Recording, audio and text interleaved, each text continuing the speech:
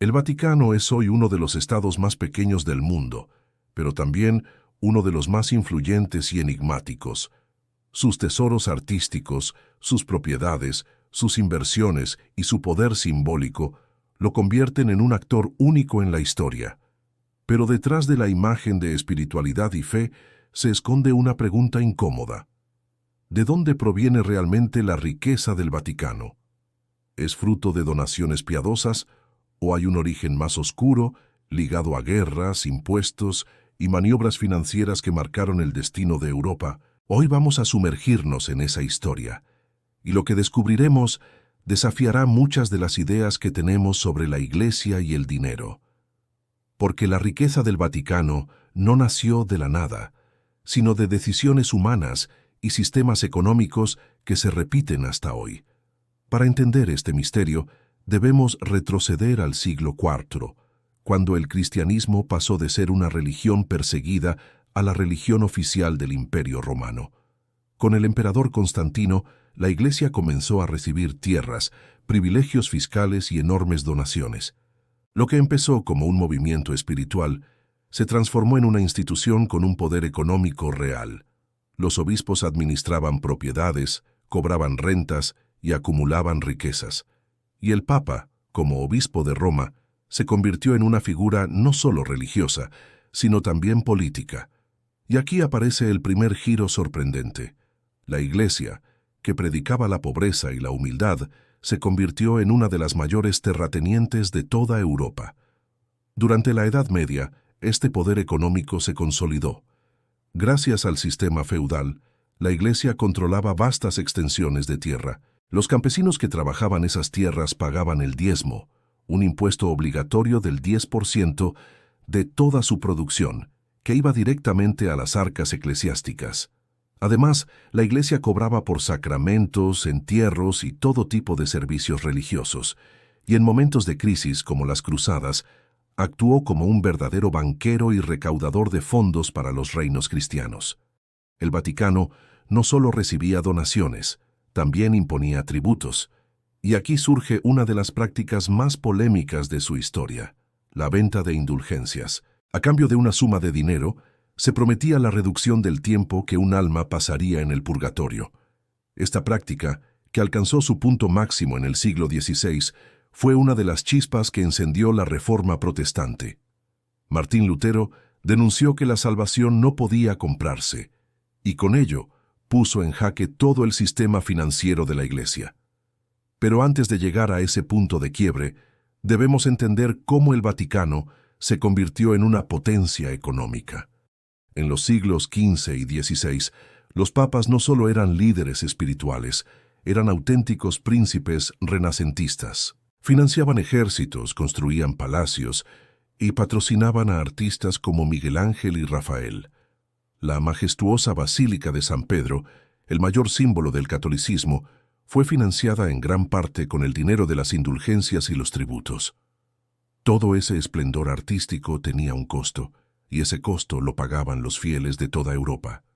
El Vaticano se había convertido en un estado con su propia diplomacia, sus ejércitos y sus bancos aliados. Los papas negociaban directamente con las grandes familias financieras de Italia, como los Médici, y con poderosos banqueros alemanes y españoles. La Iglesia no solo predicaba, también invertía, cobraba intereses y acumulaba capital como cualquier otra potencia de la época. El punto de inflexión llegó con la Reforma protestante. La denuncia de Lutero, en 1517, reveló al mundo el lado más oscuro de la riqueza eclesiástica. Millones de fieles se rebelaron contra lo que consideraban una profunda corrupción espiritual y financiera. Como resultado, el Vaticano perdió territorios, ingresos y poder en gran parte de Europa.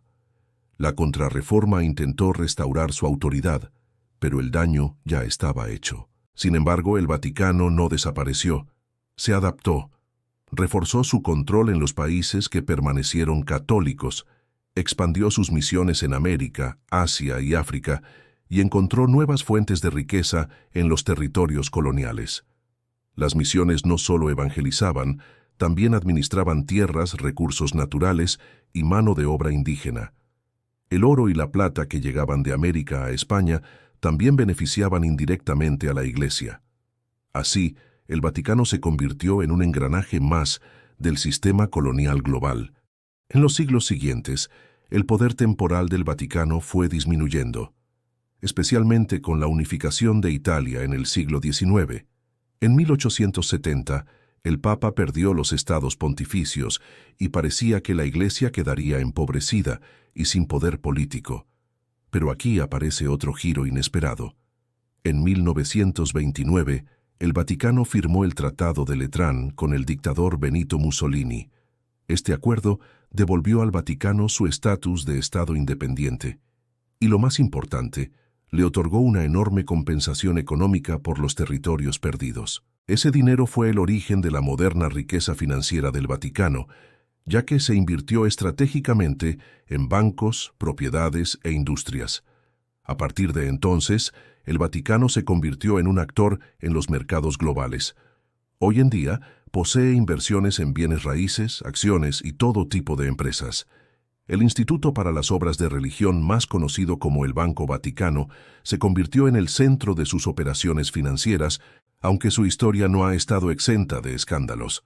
Lavado de dinero, vínculos con la mafia y operaciones opacas marcaron gran parte de su trayectoria en el siglo XX. Y aquí quiero hacer una pausa para preguntarte, ¿qué opinas de todo esto? ¿Crees que la riqueza del Vaticano es un legado histórico inevitable o una contradicción con su mensaje de fe y humildad? Me encantaría leer tu perspectiva en los comentarios. Y si este viaje por la historia te está pareciendo valioso, dale un me gusta al video y suscríbete a Fortunas Lost and Found. Así no solo apoyas este proyecto, sino que te aseguras de no perderte los próximos episodios, donde seguiremos revelando los secretos económicos que han moldeado nuestro mundo. Continuemos. El siglo XX y XXI han demostrado que, aunque el Vaticano es pequeño en territorio, su influencia es enorme. Sus propiedades inmobiliarias en Roma, Londres, París y Nueva York generan millones de euros en rentas anuales. Sus inversiones en empresas multinacionales lo convierten en un actor silencioso, pero muy presente en la economía global. Y sus escándalos financieros, desde el famoso caso del Banco Ambrosiano hasta las investigaciones más recientes sobre corrupción interna, demuestran que la opacidad sigue siendo un problema.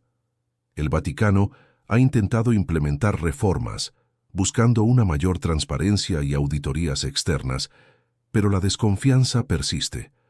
La paradoja es evidente: una institución que predica la humildad y la ayuda a los pobres, pero que administra una de las fortunas más grandes y enigmáticas del planeta. Ahora bien, ¿qué podemos aprender de esto para nuestro presente? Hoy vemos cómo otras instituciones, ya sean religiosas, políticas o económicas, acumulan riqueza, mientras predican valores completamente distintos. Vemos cómo la deuda, la desigualdad y la falta de transparencia financiera siguen siendo problemas globales urgentes. La historia del Vaticano es como un espejo de un patrón que se repite una y otra vez. Cuando una institución acumula demasiado poder económico sin rendir cuentas, corre el riesgo de perder su legitimidad moral. Y esto no solo se aplica a la Iglesia, sino también a gobiernos, bancos y grandes corporaciones.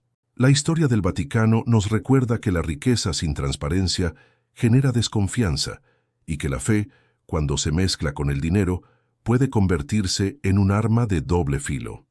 De esta larga historia, podemos extraer tres conclusiones claras. La primera, la riqueza del Vaticano no es un misterio divino, sino el resultado de siglos de impuestos, donaciones, indulgencias, tratados políticos e inversiones financieras muy terrenales.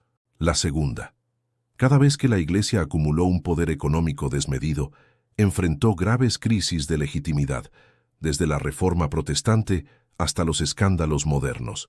Y la tercera, y quizás la más importante, la historia del Vaticano es una advertencia para nuestro presente, porque demuestra cómo la opacidad y la desigualdad pueden socavar incluso a las instituciones más antiguas y poderosas. La lección es clara: mientras no aprendamos a exigir transparencia y justicia en el manejo de la riqueza, seguiremos atrapados en los mismos patrones de corrupción y desigualdad que hemos visto a lo largo de la historia. Y la reflexión que queda abierta es esta. ¿Qué significa realmente la riqueza cuando se contrapone a los valores que una institución dice defender? Si este viaje por la historia te dejó pensando, te invito a compartir tu opinión en los comentarios. ¿Crees que el Vaticano debería rendir cuentas de su riqueza? ¿O piensas que su poder económico es una parte inevitable de su rol histórico? No olvides suscribirte a Fortunas Lost and Found y darle un me gusta a este video para que más personas puedan descubrir estas historias ocultas. Porque entender el pasado no es un lujo académico, es la única forma que tenemos de no repetir los mismos errores. Gracias por acompañarnos